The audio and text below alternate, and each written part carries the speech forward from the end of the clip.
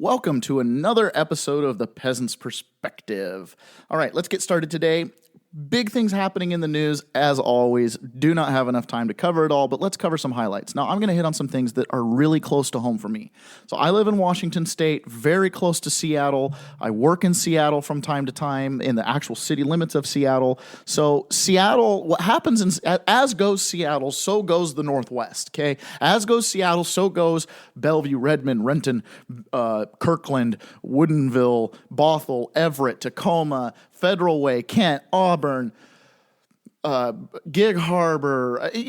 There's literally hundreds of cities. I mean, Seattle's a major metropolitan. Okay, we don't need to doubt that. It's super important. Believe it or not, a lot of people didn't know this, but on 9/11, they were planning on attacking Seattle because they thought Seattle would actually cripple the U.S. economy, whereas New York would symbolically cripple the U.S. economy. They went for the symbol in New York, and I think there might have been some other reasons why they went there, but they were planning on Seattle. Seattle was a big area. So Seattle's critical. I mean, there's an interstate that runs from the port of Seattle all the way to New York City. It's called I-90. Anybody near I-90? Anybody know I-90 is near them? Yeah, well, comes from Seattle. There's another road that runs all the way down to the gates of Tijuana, Mexico, from up here, and it's called I-15. So stuff that comes in our port can get delivered via truck, via train, all the way to California and all the way to New York.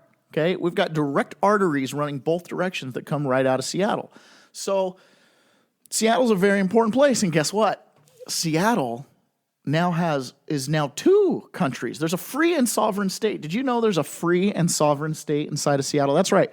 The anarchists have taken over about a 6-block area. Now they're expanding their zone. They're moving fencing and things like that. So it was 6 blocks. Then yesterday I saw it looks like they expanded another couple blocks. So they might be up to 8 blocks now. I don't know. It's in flux, the borders. But here's one thing. Even though these are ardent leftists who just a few years ago told us walls didn't work and that we shouldn't do anything on our southern border, they are utilizing walls and barricades to keep people in and out. However, their border, as one of the protesters said, is porous.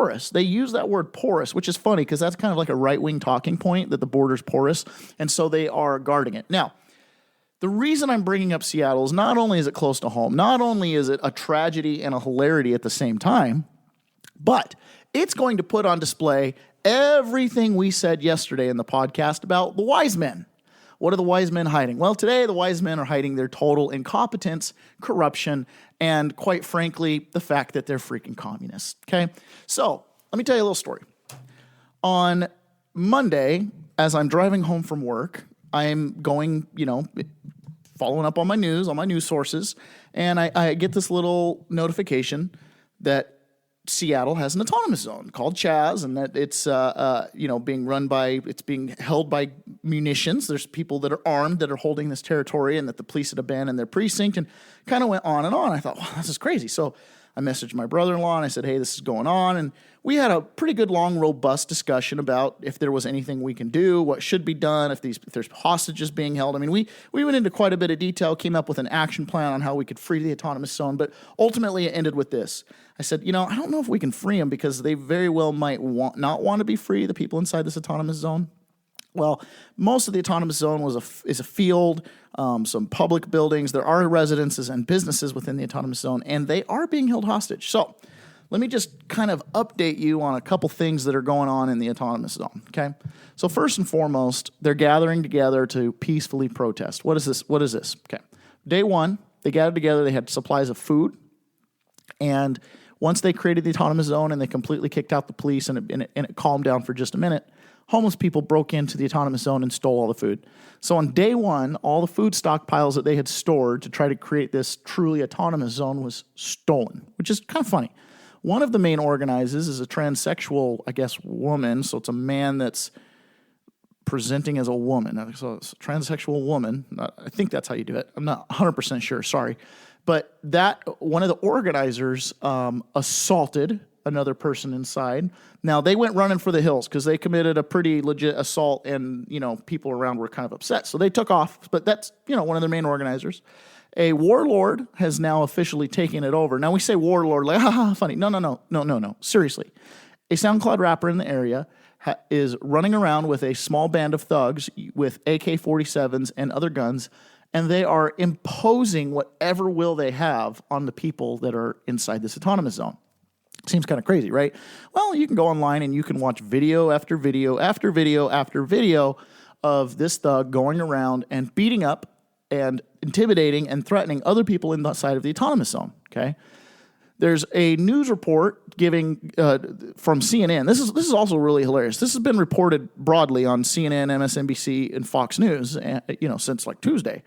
And it's kind of, different perspectives on this any direction. A lot of people want to say they're all peaceful. Some people say, no, they're very violent. We're going to kind of go through some of that. But this is all starting on Monday. So Monday, this is going on. Tuesday happens. Wednesday happens. Thursday happens. So we're 3 days into city of Seattle and the country of CHAZ being co-located in the Pacific Northwest, okay? Do you see the hilarity here? You have an autonomous zone. You have an area where the businesses are being held hostage. Now, the businesses are reporting that they're being asked to pay tribute to the protesters for protection. So now we have a racket, right? These people are still paying property taxes. I don't think Seattle's going to let them off the hook for their property taxes. I don't think they're going to be able to go to the city of Seattle or the state of Washington and say, oh, hey, during that time period that you were not patrolling my streets and during that time period that you let thugs come and make me pay them for protection and tribute, I would like to not pay my property taxes on a prorated basis for those days. I wonder how that conversation would go down. But don't you think it would be fair? I mean, as a peasant, I'm thinking about, hey, I'm paying to be here, right? Like, if I own my property outright, in America, we're still all kind of encumbered to the government. Why? Because they fix the potholes in the road, and they pay for the police force, and they provide money for public education, all these different things, right? So we continue to pay taxes on our land that supposedly we own. We pay tribute to our king. Let's just be honest about what it is, right? We're all peasants. Sometimes we get really caught up in democracy, and that's fine. But at the end of the day, let's just remember who we are. We are the defenseless peasants. By ourselves, we have almost nothing. We have no money. We have no resources. We got nothing. Now, we can band together like the people of CHAZ, the autonomous zone in Seattle, and we can take over territory. But that's not going to last for long. So really, it's a pointless endeavor. And so normal people don't undertake it. We just pay our taxes. But now when we're paying our taxes to not only the government, but now we're paying it to the warlords of CHAZ, it really begs the question, right? You got one that directly has the AK-47 at your head, and the other one will bring it later if you don't pay. That's our government. So these people are kind of in a conundrum.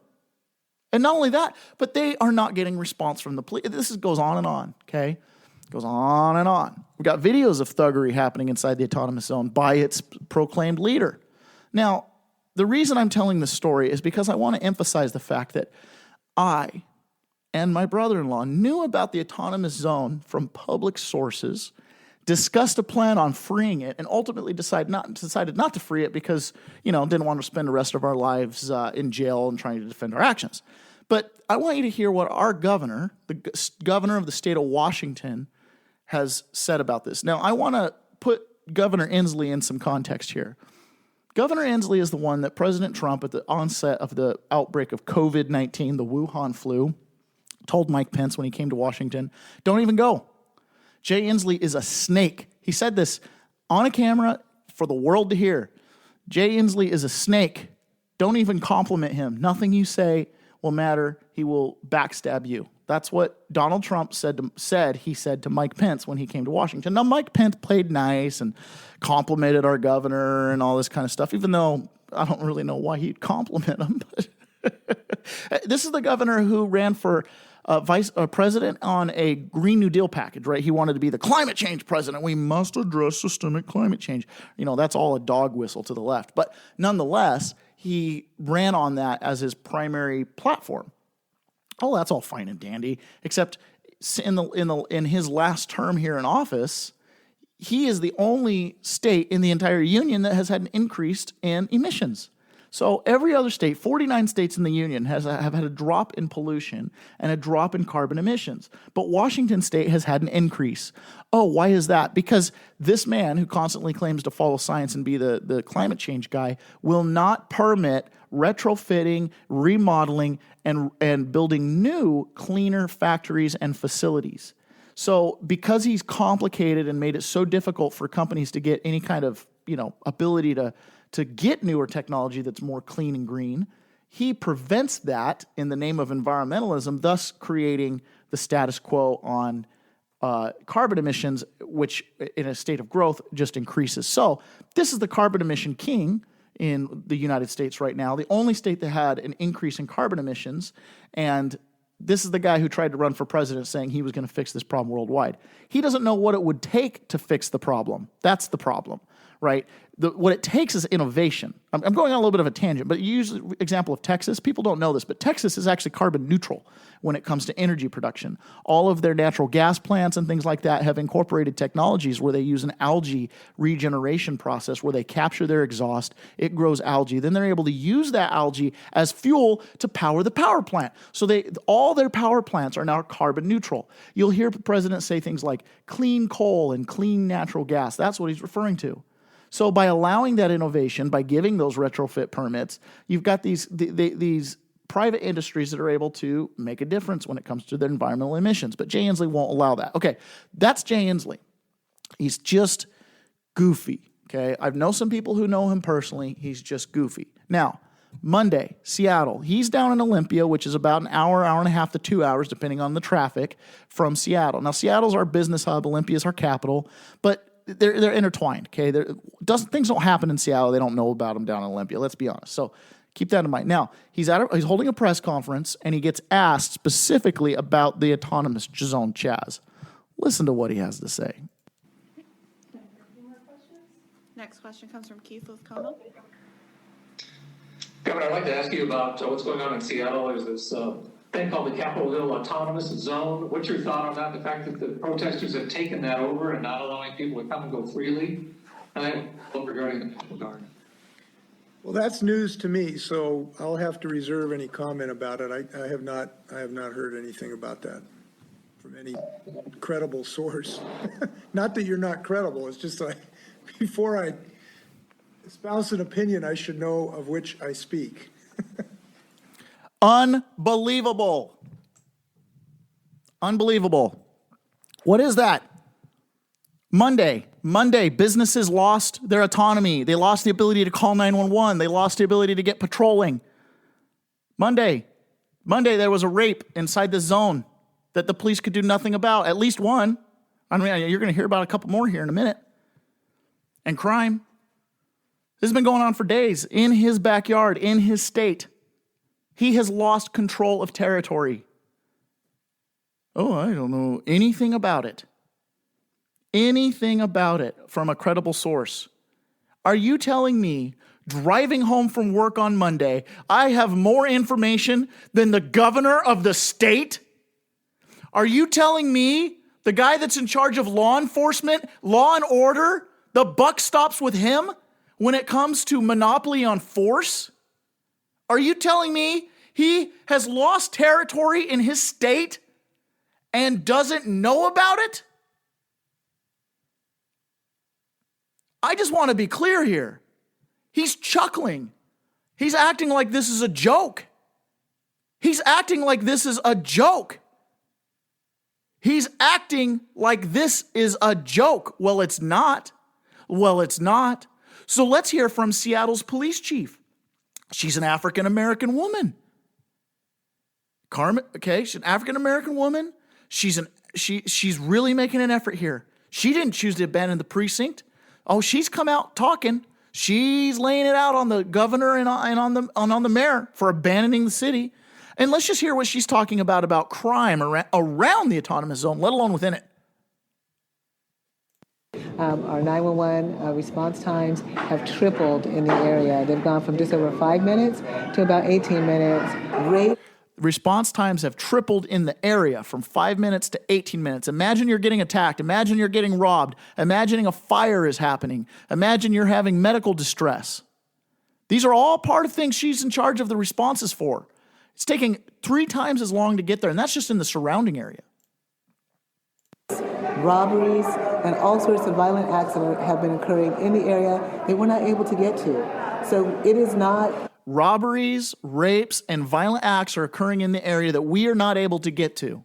A right for us not to be able to deploy our officers here. Chief Best spoke with protesters several times, and she and command staff evaluated the building and found someone did breach the facility. There is some damage, and it clearly is a mess around here, so we need to do a lot of cleanup. She was ordered to abandon the East Precinct in Seattle. So that's what they're talking about at the end. Is it's been now completely broken into. I want to play this again. I'm just going to play it all the way through because I know I interrupted it, but I want you to hear what she's talking about this autonomous zone. She's being very direct and very blunt. She's saying things that are backed up by the stats that she can provide. 911 response times have tripled in the area. They've gone from just over 5 minutes to about 18 minutes. Rapes, robberies, and all sorts of violent acts have been occurring in the area that we're not able to get to. So it is not right for us not to be able to deploy our officers here. Guys, our governor, now this is playing out across the country. Don't be fooled, right? We could do a whole episode on the mayor of Minnesota. He's being just as foolish. The mayor of Minnesota, mayor of Milwaukee, he's being just as foolish. Our mayor pretends like this, doesn't even know this is you know what? I don't know if he's pretending. That's one of the scariest parts about this. That's one of the scariest parts about this is we have no idea if he's pretending or not, but it's scary if he is. So, our governor is at odds with our police chief, who's basically letting us know. Now this came out hilariously. This interview came out prior to Inslee stating that he knew nothing about it. So, I mean, again, tons of questions. Where like, what? What? We just kind of, again, tons of questions, right? Like, how is it that we've got the police chief speaking out about this, but yet the governor doesn't seem to know anything about it? Are there communication line cut? Is our governor in an echo chamber? Is he just small? Is he just working within a small group of people that are just constantly saying yes and not presenting anything to him? What's going on here? Oh, I haven't heard it from a credible source. Credible source? It's all over the news, man. Credible source. It's all over the news. You know, it's funny. I'm pretty sure. I'm going to look this up real quick. Let's go Donald Trump. So Donald Trump's been tweeting about Inslee. Let's see when Donald Trump's first tweet was. Let's see if Donald Trump knew about it before Inslee, because that would just be, oh man, that would just be something else. Okay, let's see. All right, let's go through here. All right, so first thing, or not first thing, but I'm going backwards in time for Donald Trump. So the first time he says something, said something about Seattle here. Okay, there's only one person in Seattle who has a backbone to be mayor. Oh, this is fun. He retweeted this morning. So this is in a library in Seattle. They're holding a protest, and this is just so funny. So the caption on here, and this is Donald Trump retweeted this. This is a video. There's only one person in Seattle who has the backbone to be mayor. Mr. This is Library. Listen to this. Who's got the power? We've got power. Who's got the power? Equal power. Who's got the power? Equal power. What kind of power? People power. Who's got the power? Man walks up, Asian man. Hey! People power. Hey! This is library. Oh, he walks away. Hey, this is library. Okay, so that was posted June 9th, so 2 days ago. Okay, here we go. Oh, here we go. This is a video of Tammy Bruce. Okay, so the President Trump has retweeted the protesters in Seattle. They're moving the fencing. They're moving the fencing here. So that's what the protesters in Seattle are doing. Okay, so they retweeted that. Okay, that was, that was before Inslee spoke, so we were already talking about the growing border of it. Oh, by the way, Project Veritas put out about an 8-minute undercover video of people talking about the financing and funding of Antifa, and they're very professional, very real people, very organized. They were taking meetings with Tom Steyer, the billionaire president. Remember the names. He was a presidential candidate, and he supported impeachment. He was the Mr. Impeachment, always claiming he had the guts to go against Trump. Well, he may have been funding and was meeting with Antifa, just FYI. Okay, I'm still scrolling through here. Don't let the leftist Democrat, or don't let the radical left. First they want to take away your guns, then take away your police. It's true. Okay. He's tweeted a lot. There was an election, so he's got a lot of congratulations to everybody who ran. Okay, let's see here. Radical left Governor Jay Inslee and the mayor of Seattle are being taunted and played at a level that our great country has never seen before. Take back your city now. If you don't do it, I will. This is not a game. These are ugly anarchists, must be stopped immediately, move fast. Next. Anarchists just took over Seattle, and the liberal Democrat governor said he knows, quote, nothing about it.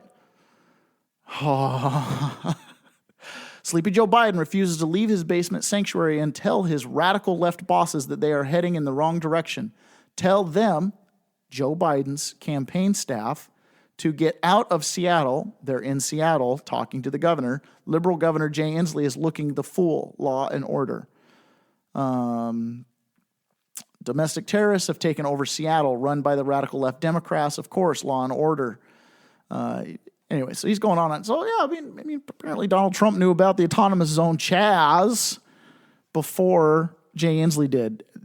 The ridiculousness of that is just unbelievable. Now, let's just jump over to the mayor. We can't leave the mayor out. Now, Jenny Durkan is the mayor of Seattle. She's a far-left progressive, and she's taken a lot of heat from the protesters. Remember, I played the video of them saying, you're about to lose your job, you're about to lose your job. Well, that's because there's a councilwoman in Seattle who is a Maoist. She's from India. She's an immigrant. She was part of the Maoist organization and movement there. She was raised as a Maoist communist. And she's come here and she kind of plays off the labor movement, but she's a Maoist. So she pushes Jenny even further to the left because she organizes. She's a community organizer. They organize protests. See, the people in the 1%, the true minority, these actual anarchists, the only way that they can get what they have to do is they have to convince the 99%, right? So they get on they stage protests to try to make themselves seem larger than life. In Seattle, there's millions of people. So 20, 30,000 people in the streets is kind of like not a big deal when you really think about it proportionally. But it's significant. All right. So here's Chris Cuomo on CNN. And let's just see what Jenny Durkan has to say about Seattle. Now, keep in mind, I'm not playing the videos because it's kind of pointless to play videos of people getting mugged and beat up because all you hear is the whack, whack, whack and the screaming and stuff. And then usually there's cursing. So you're just going to have to trust me. But you can go look for the videos. Please look. If your social media or whatever news sources you're cruising through that are mentioning Seattle aren't showing the dark side of all of this, then you're in an echo chamber. And if all you're seeing is the dark side, conversely, you're also in an echo chamber too. So make sure you're getting both sides of the coin here so you understand. But I'm pretty clear on my side. I'm going to show you the peaceful side of the protest, what they call peaceful. It's pretty funny. All right. So here's what Jenny Durkan says about it. I want to just get a clear sense of this, though, Mayor. Why do you believe the president chose to talk about domination in the face of what's happening, not just in your city, but in many instances when it comes to what the remedy is for the unrest in the country right now? What do you think this is about for him? I think it shows a complete lack of understanding of why people are in the street. They're in the street fighting a system of domination, and he doesn't understand that. And his response is always one. Okay, I'm going to pause it here. I want you to note these key words. See, one of the things you have to do when you're watching the news and you're taking in all this input is and this is really one of the reasons why I do this show, is there's a narrative being pushed, right? They're doing what's called NLP, neuro-linguistic programming. They're dropping these words, these hints, these buzzwords, these talking points over and over and over again in these little media hits that everybody gets to do. And over time, they get these talking points. They put them out, talking points. Say this word. Make sure you say this word. Make sure you say this word, these words. And then you see these repeat themselves. So domination, the system. They're putting the blame on something that really can't be fixed without destroying it. That's the entire goal and point of what they're doing. So just pay attention to those little buzz phrases there. A system of domination, and he doesn't understand that. And his response is always one that's bellicose and militaristic. I want you to also, a system of domination, and he doesn't understand that. Keep that in mind. Just hold that in your mind that Donald Trump does not understand the system of domination. So what does a system of domination look like? How about one without choice? How about a system without choice? A system that doesn't give you choice is dominating your decisions. Fair enough? And can we just understand that? Remember that. He doesn't understand the choice. He doesn't understand what that means, why they're protesting. Just keep that in mind. There's dog whistles here. But he doesn't honor the military in that way either, as you've seen from the line of generals that have disputed him. Okay, talking point, neurolinguistic program, the line of generals that have disputed him. What have we been talking about as a running theme on this show? We've been talking about how McChrystal and his group have that weapon that was developed by the Department of Defense to defeat ISIS by using AI to go online, hoover up all the propaganda and everything that's being said about any given topic, and then figure out what issues would become wedge issues and become divisive, and then be able to use those devices. Because if you divide us peasants, we become weak. Right? So they're using that weapon that the United States military designed to topple governments, specifically ISIS, but we can use it against anyone. And they've privatized it and have now turned it against us. That line of generals associated with that program have come out against Donald Trump. We've talked a lot about that. So just keep in mind, now she's referencing, remember, it's this reinforcement, neuro-linguistic programming. They're programming you linguistically. So I think he says dominate because he is totally does not understand what is happening in America, and he is desperately trying to start the old fights and the old divisions that put him in power in the first place. How long do you think? Old fights, old divisions that put him in power in the first place. What? The left is the civil rights era was in the 60s. We're done with this. We're done with this. You're the one bringing up the old fights. Okay. Seattle in those few blocks looks like this. I don't know. We could have the summer of love. He is desperately trying to start the old fights and the old divisions that put him in power in the first place. How long do you think Seattle in those few blocks looks like this? I don't know. We could have the summer of love. We could have the summer of love. How long will those Seattle and those few blocks look like this? I don't know. We could have a summer of love. Jay Inslee, I'm not aware that anarchists have taken over the area. Oh, it's being protected by the John Brown Gun Club, which is a far-left anarchist group associated with Antifa, correct? Not to a Second Amendment supporters, not members of the NRA. In fact, they've been run out of every 2A group that exists because every Second Amendment group wants to uphold the Constitution because it's the Constitution that gives them the right to own the guns. The John Brown Gun Club wants to have the right to own the guns via thuggery and have no problem disarming people around them. They're completely different. Do a little research if you're interested in that. Anyways, John Brown Gun Club is helping the Antifa group hold this ground. Now, let's go to the actual CHAZ zone. Let's go to CHAZ and see what's happening inside CHAZ. I'm going to have to find it here. So we're going to find out what's going on inside CHAZ because there is a hilarious little video here. So there's one video where CNN was inside CHAZ and they are, just, hey, this is what's going on in CHAZ. And people are kind of milling about. And then somebody runs up to the camera and starts calling for violence. Starts calling for violence on the camera crew and tries to incite other people around to try to come and help them, essentially mug the camera crew. And the entire time, the CNN CNN anchor is rotating and trying to move away from this group. Now he's not able to rouse anybody up, but he's obviously distressing this anchorman who's trying to continue this thing. It's mostly peaceful. Now there's another video. It looks like it came out of my queue. This happens. Sometimes these videos, they just disappear. It really is interesting. I try to make this news. I try to get breaking things that are like fresh coming up, stuff that I think is going to be in the news or impactful on the news. But it's amazing how much stuff gets sucked off the internet after it's up. I'm not sure. I don't know if it's just, things are damaging and they're able to get to them before they get too overly retweeted or what's going on, but I'm not sure. Anyways, so this video has, it would be really good. It's the protest, and they're trying to talk. They're now deciding on their governance, and they're got microphones. And there's one guy who just all he wants to do is get rioting. He wants to start destroying some property, and then there's some other people that are like, no, we're not doing that. Anyways, they're screaming and fighting and arguing, and you just watch it and you think to yourself, okay, so the way this goes is right now they have this whole democracy idea, right? Everybody gets a voice, everybody's equal. Well, that's not going to last because the one woman who's claiming that she needs to have her voice heard because she hadn't been heard, and she's kind of a voice of moderate, she wants change and I don't know, whatever.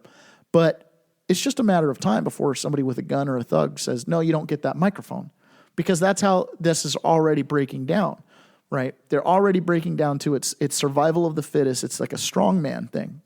All right, let's see what Donald Trump says about Seattle here. The president's message is that he will secure the streets in this country, when his first preference is always local leaders doing their job. This is Kellyanne McEnany. She's the White House press secretary, so she's talking about it.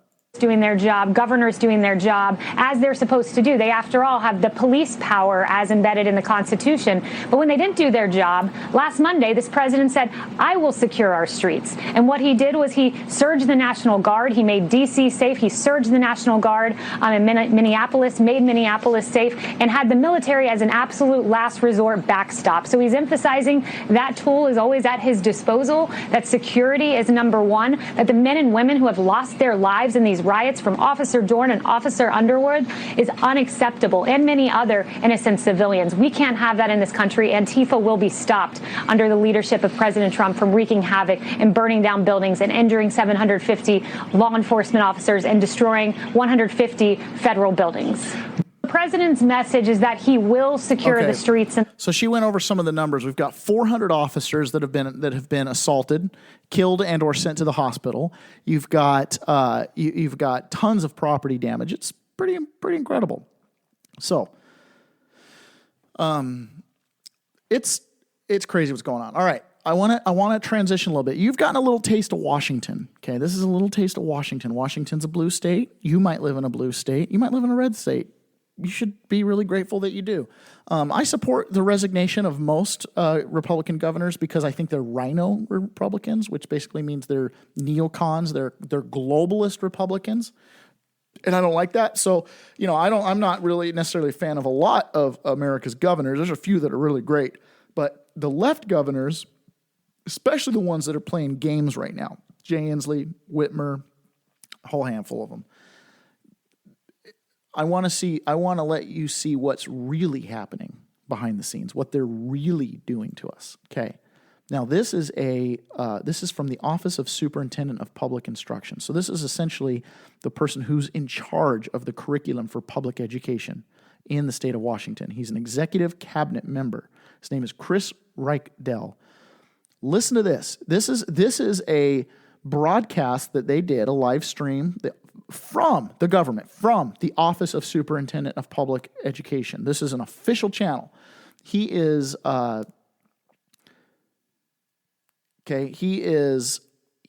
talking about restarting the school in the fall. And just listen to where we go here. Listen to the agenda. Remember what I said, neuro-linguistic programming. They're programming you to try to think a certain way or to accept a certain ideology or whatever it is. Listen to this. Announcements today about reopening our schools. My name is Chris Reichel, State Superintendent of Public Instruction. We're coming to you from the old Capitol building here in Olympia, Washington. This moment of opportunity is grounded in a much bigger moment right now in the United States and around the world and right in our communities.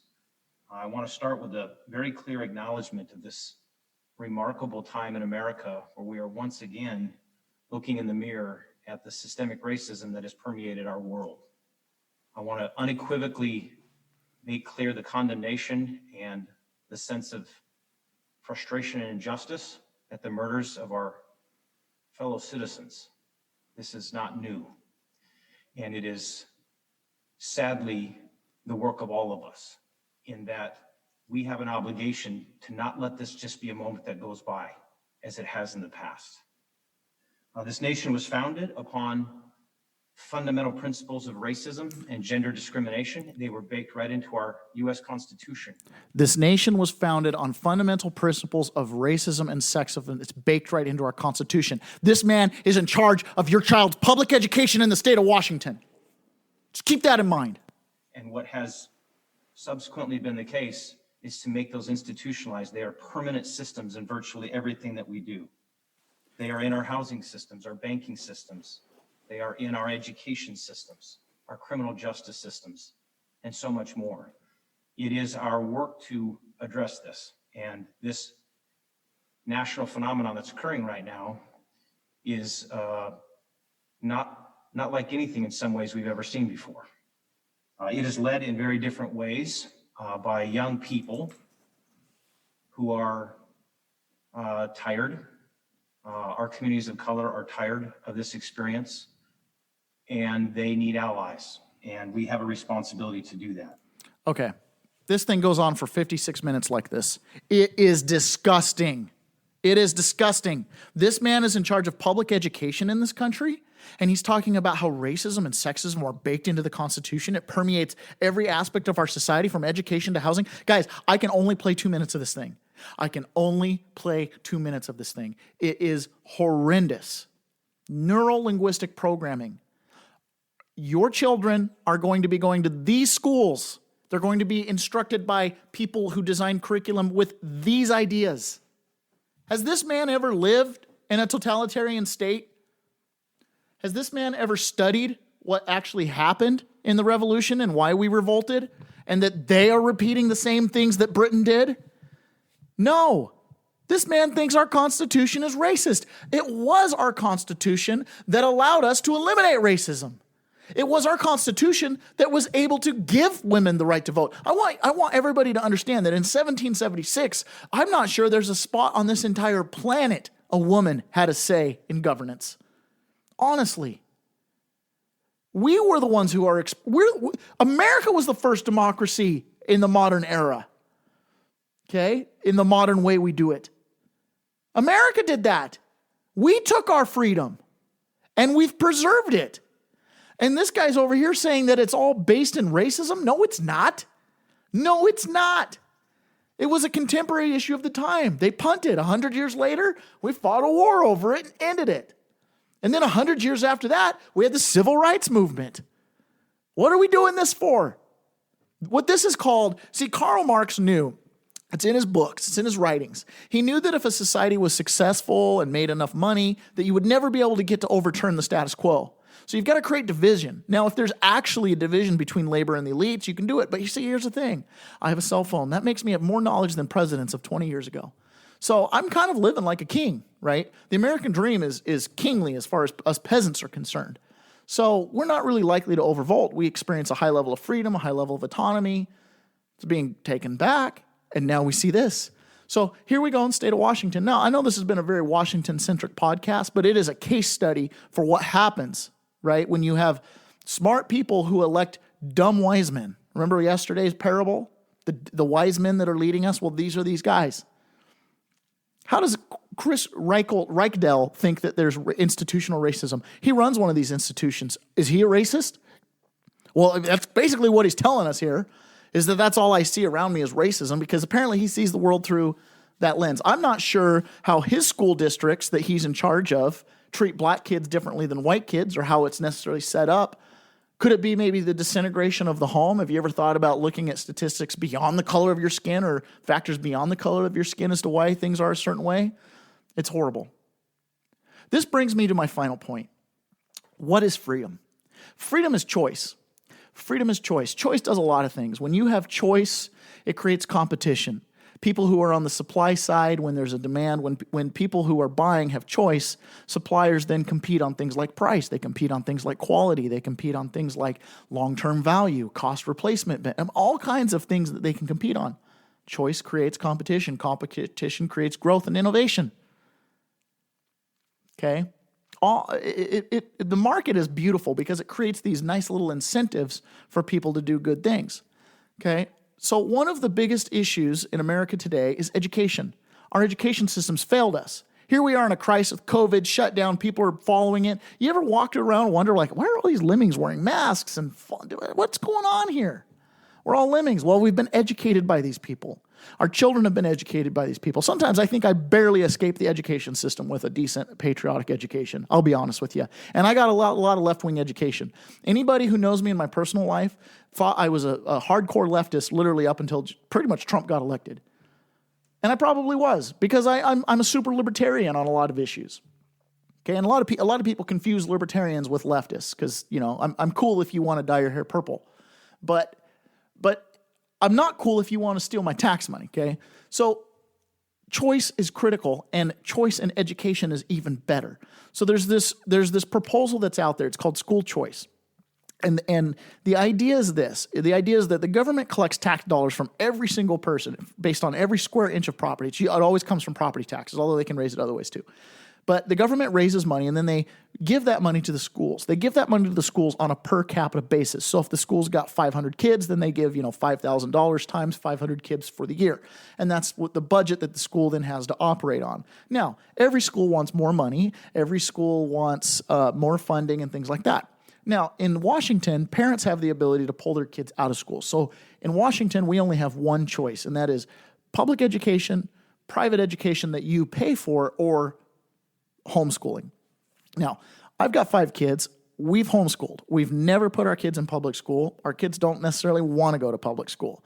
We homeschool because we saw a long time ago that those were the kind of people teaching our kids, and that was unacceptable to us. So in Washington, our only choice is to completely pull our kids out of school. We cannot afford a private school. Now, there's a program called the voucher system. It's school choice. It goes by a couple different names, but essentially it allows parents to take the tax money that the government allocates for their kid. So it's not a percentage of the parents' taxes. It's the dollar amount that the government gives to the school for your kid going there. So let's say it's $5,000 is the tuition that your kid, the government pays the school on behalf of your kid going to his school. The government will give you that voucher. So instead of just sending it straight to the public school that your kid attends, they will give it to you and then allow you to use it to shop. So imagine having $5,000 of tuition money given to you from the government. Now, it's not really given. It's given back to you. They took it from your and your neighbor's taxes. But they're saying to you, yeah, you want to go to St. Kathleen Mary's public peace school or a peace school, or you want to go to a different private school.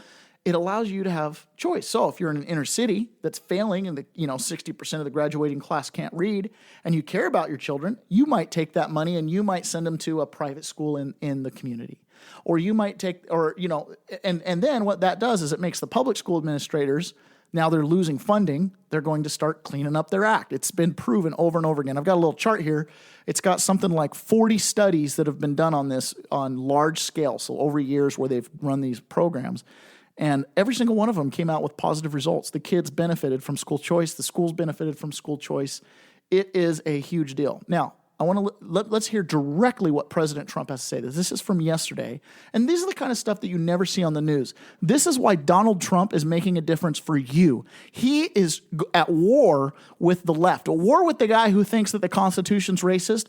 Donald Trump has one way to fix it, and that's let the market fix it. Because when parents hear that, and parents are more mature, they know that that is garbage. Okay, we can talk about Floyd Brown, we can talk about police brutality, but when you tell me that the Constitution is racist, come on, you're taking a step too far. Here's what Donald Trump says about school choice. School choice now. School choice is a big deal. Because access to education is the civil rights issue of our time, and I've heard that for the last, I would say, year, but it really is. It's the civil rights issue of our time.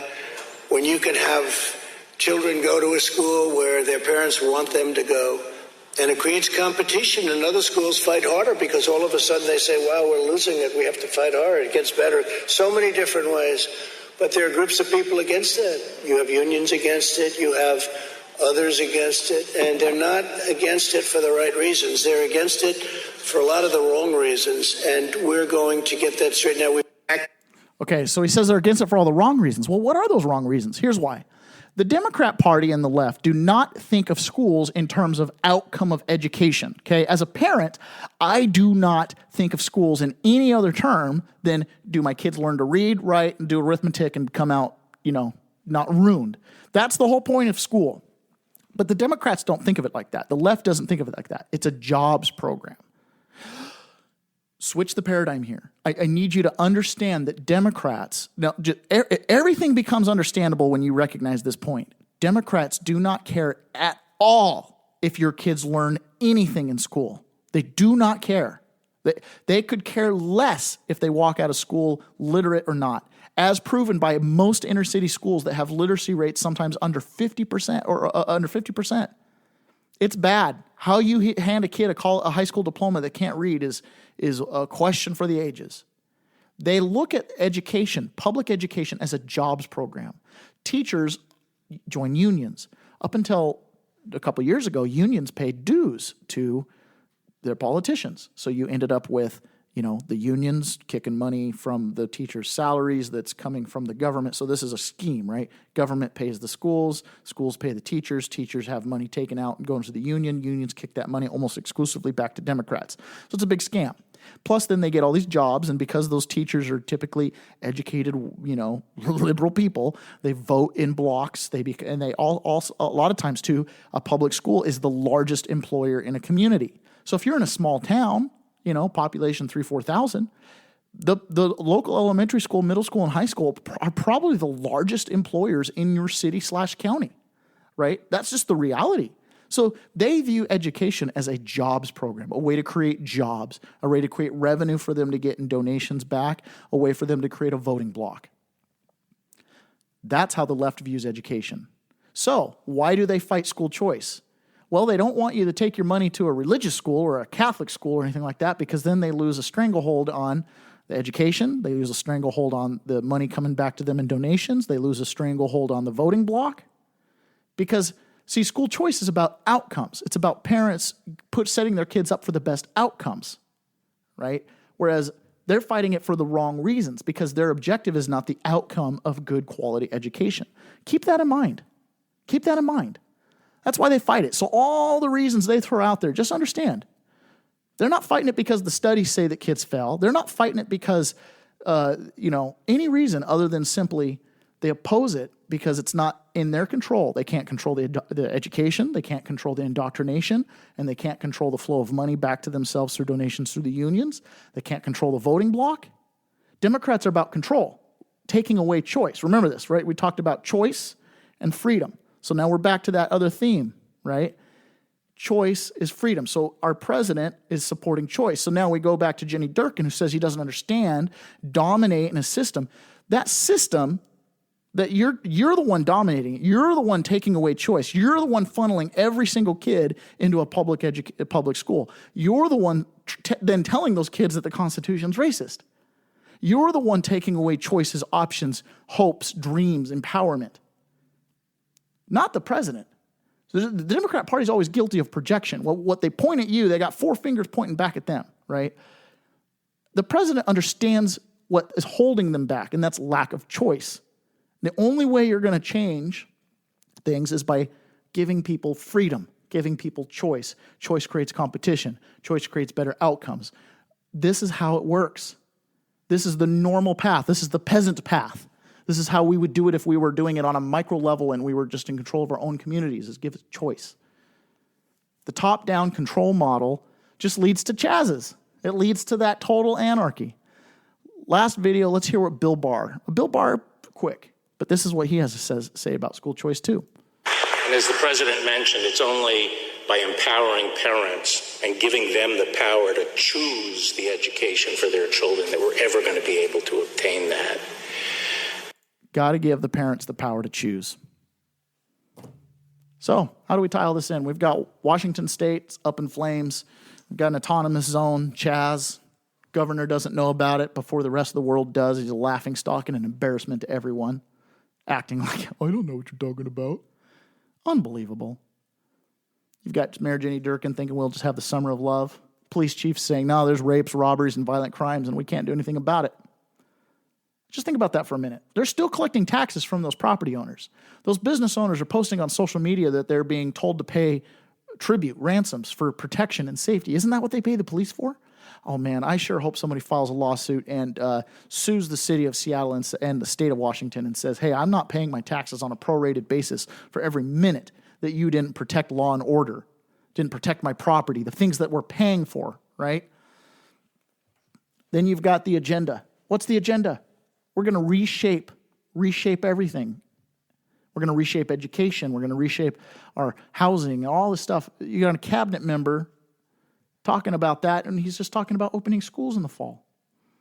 But he opens it up saying the Constitution is racist and sexist, and it's a foundation for everything, and it's corrupt. I can't even play a few more minutes of that. It's just the same garbage coming out of his mouth the whole time. But you know what trumps all that? Freedom. Freedom of choice. When people have the ability to choose, it creates freedom. It's a two-way street. Folks, as peasants, that's the best thing we can ask for. Choices. All right? That's all I got for today. Please share the show. I hope you enjoy it. If you're passionate about education, school choice, you need to share the show. I've walked you through exactly what's happening in Washington. It's a case study.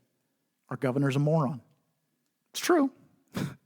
Elections have consequences, right? He's unaware of what's happening in his own state, or at least claims to be. Mayor of Seattle, just letting it roll. Summer of Love. She thinks it's Burning Man. It's not. Police chief knows what's going on. It's a violent area. Those are anarchists. They're thugs. That's what's going on. President gets it. He's going to have to clean it up. I'm sure federal law enforcement will show up. DEA, ATF. I'm sure there's all kinds of violations going on in there. It'll be fine. Long term, it'll be fine. But short term, we got a little something else to worry about. Our public education system is indoctrinating our children to think that stuff like that's okay. To think like overthrowing the U.S. government instead of reforming it or working from within is okay. That's called insurrection. It's called sedition. It's called treason. It's kind of a big deal. You do have a right to free speech, but you don't have a right to overthrow the government. Sorry. You got to get the masses for that, and you ain't even close. Share this show. Let people know what's going on. This is the truth. They're neurolinguistically programming us to think this stuff is okay. We've got a champion in the White House trying to give us school choice, and that's where it starts. All right, thanks, folks. See you tomorrow.